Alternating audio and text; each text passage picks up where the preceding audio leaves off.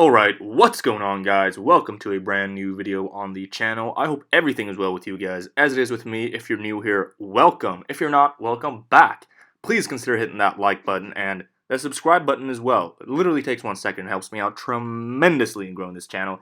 Having said that though, guys, let's get right into today's workout session. Today was basically just a push day routine with the daily 100 in the beginning of the workout. And I was feeling good, as you can see there. I was just having a good time with my buddy filming here and just vibing in the gym, basically. It's not every day you get that. You guys know that I'm often fatigued going into the gym, tired, before I warm up, sometimes even after I warm up. And, it happens from time to time that I go through workouts that are just not ideal, do not feel good at all, but I do it because it's something I feel like I have to do, and I do it for the long term.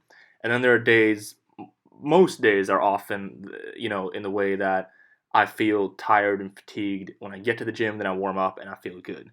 That's often the case. Today was just enough. Today was a, energetic, just good day. One of these days you really love when you go to the gym. And yeah, just came right from work feeling good. That's a good feeling when you feel good physically like that going into the gym, even before your warm up, and then you feel even better after your warm up. So what you're seeing in the footage right here, right now, is me just repping out the 10 by 10, good old 10 by 10 chin ups, focusing on those biceps, focusing on those lower lats, as some people say. I think it's just good varying the grips, as you guys know, working on strict form, as you can see here, no kipping, activating the core, everything that you want in a perfect pull up and or chin up. So when it came to today's pull-ups, it was basically just to grease the groove. I'd see it as a warm-up for my chest day, push day routine, whatever you want to call it, that was to come after this. I did knock out the pull-ups in about 25 minutes. 25 minutes has been a like go-to now when I do 10 by 10s. I guess at my current fitness levels, that is where my body feels accustomed. That is where my body feels like I'm not resting too much, I'm not resting too little.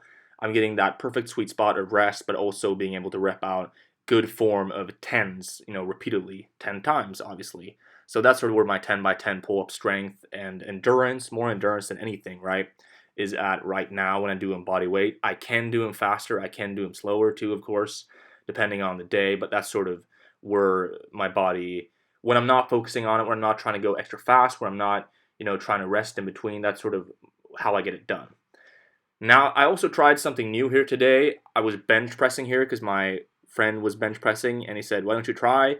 I haven't done this movement in forever, and I emphasized on the close grip because doing bench press for me is just not really ideal because it's a big compound movement, which takes a lot of recovery time, and I'm focusing on the pull-ups and the pull-ups every day, so I want to use it more as an accessory, and that's what I did here. As you saw in the previous footage there, I was doing sets of 8. I did 3 sets with the working weight there, and it felt good, honestly. I haven't done it in a while, so maybe a little off with the technique and form and everything, but felt good. I might add this into push day routine from time to time or consistently. We'll see, depending on sort of how the push day training evolves from here, right? So that's what I tried today. Tried something new, not totally new, but something that I haven't done in a very, very long time. I used to bench press more back in the days, but I thought since I want to develop my triceps more and my tricep strength, so I thought close grip bench might actually be a great way to start doing that more. After the 3 working sets of that close grip bench press, though, as my first movement of the push day routine, I went straight into the dips. Might be my favorite push day movement, if not the incline dumbbell press, one of those anyway. I went straight into the dips and I did 4 by 12, just good form. It was a lot harder doing that after the close grip bench press. I often do dips in the beginning of the workout, but coming straight off the close grip bench press, which I'm not used to either, it just felt so much harder getting those 12 solid reps every single set and getting it done. However, I did get it done, and after I did that, I went straight into this incline dumbbell press. Love this movement.